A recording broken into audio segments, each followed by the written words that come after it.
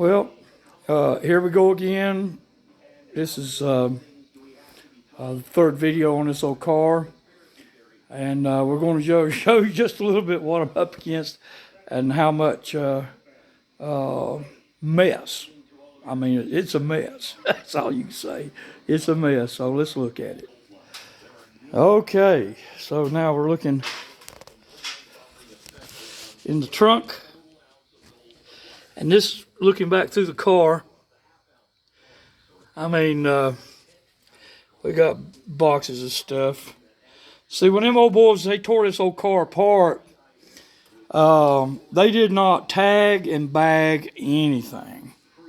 I mean, there's nothing tagged. I mean, you look in the floor, there's parts. Buckets of bolts and nuts.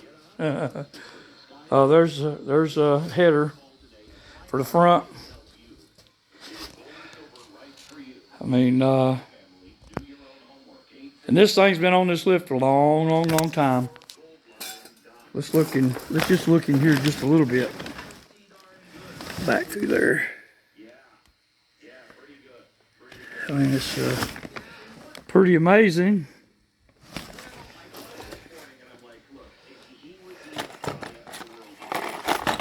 These are molding clips that goes in these holes right here. Molding clips. There's more molding clips. And I've got plenty of molding. But we're just going to look at a little bit what we're up against. And this is what kind of mess made my shop. This is a 390.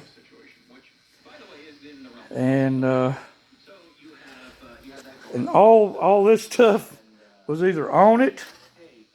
Oh, this is an extra set of, anybody needs early tri-power, just let me know in the comments. Somebody, it's Holly 94s on a Offenhauser early intake, small port.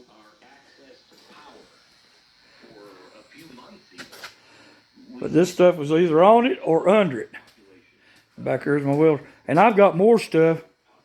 I'm telling you, I'm up against it.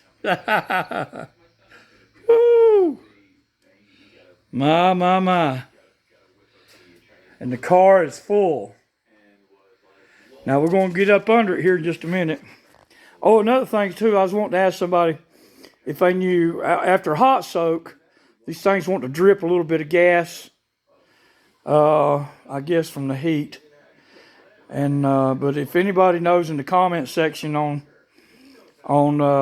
if even dropping the float level, because they're set, the rebuilt, and the floats are set on specifications, but I don't know if I need to run a isolator in between on the bases or lower the float, but I don't want to get too low. It'll starve. But maybe some of you Y-folk guys can know, or gals can know a little bit about that.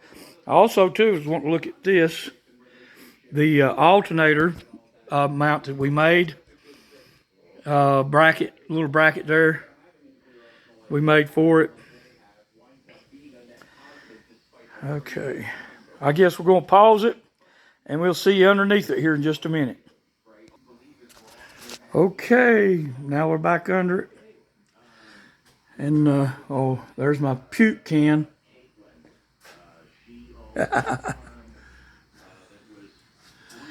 And it does have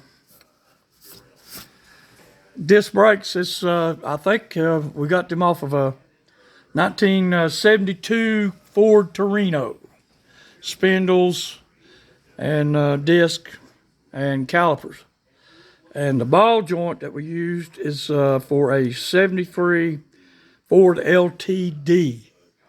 1973 Ford LTD to make it work. A little more heavy duty. And we did add power steering. And I rebuilt this cylinder back years and years ago. You can see where I cut it. You have to cut it in two and then replace the seals in and out. We still yet to put oil in it to find out if we're going to leak. But the torque converter, of course, is loose. So I could break it in. And we got to put my mufflers back on. Yeah, mufflers got to go back on. And also we got to look at the rear end here. It's a big bearing rear end and wagon springs and a 350 gear. It ought to do pretty good. There's the trunk pan. All this under here looks good. Spare tire wheels usually all rotted out. And somebody fixed this panel here. Trunk drops. And this, of course, is the quarter panel I put on back years ago. I replaced the quarter panel that came off and replaced the wheel wells and put them in. And that's the body work we got to go back and finish before we can spray the body. But got a new gas tank and stuff for it. Good gas tank. And on this is a Ford-O-Matic 2-speed out of a 59 Ford. All this stuff came out of a 59 Ford wagon. And 59 don't have the modulator valve. 60 does, 60, 61, 2 does. Or 63 and 4. 64, I think he used these. And as a transmission builder, I really like these old transmissions. They're not as good as a Chevrolet Powerglide by no means. But they're a good, tough old transmission. I mean, as many as I've worked on of this type, probably the Cruiser-Matic has the most problems as far as shifting and working and parts grinding up. But that's from my personal experience, but as a builder. So anyway, what we're going to do here today, we're going to loop these lines. I'm going to loop these lines for right now, just to get it to where it can lock drive. Then we'll run the lines up to the radiator, cooler in the radiator. But we're going to just loop it right here. And we've got the shifter linkage. We've got to put the shifter column in so we can hook that back up. And bolt the torque converter. But anyway, that's where we're at, and I'll see you back in a few minutes. All right, here we go again. What we're doing, we're looking at the cooler line loop I made. And I hooked the torque converter and put the dust plate on. And we've got the linkage, shifter linkage, kick down linkage, or throttle link. We'll call that throttle valve linkage. And we got it in park. And we got the drive shaft of the Speedo. I think I've got a blank Speedo. I'll put that in before I drop it, because I'm sure somebody will say something about that. But it's high enough. It's high on this transmission that it shouldn't, unless I drive it down the road, which it's not going to be. But I don't want critters to get in it either. So we'll plug that hole. Man, we're fixing to get it down, fill it up with fluid, and crank it up again, okay?